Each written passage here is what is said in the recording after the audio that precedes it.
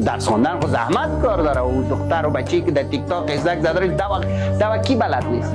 طفل 9 ساله را سر کل دوا را بلد است یا نیست. او دختر یا بچه‌ای که در تیک تاک دوا میزنه کدام کمال کرده. خود نمیفهمه کمال انسانیت دیگه نیست. او رفت آسان ترین شور دادن بدن مگه سخت است.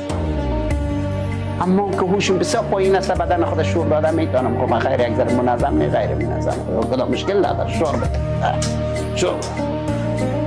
کتاب خواندن سخت است، بیدار شیشتن سخت است، تلاش کردن. یک سوال میکنه چرا موفق آدمای موفق کم است؟ موفقیت سرخیزی، ورزش، درس خواندن، زحمت کشیدن، کار کردن، تلاش کردن، بیخوی، از تفریح کم کردن، از چکر رفتن اینا رو داره. آدم موفقیت چی؟ فقط خواب، فقط خواب، فیسبوک ببین، تیک تاک ببین، نان بخور.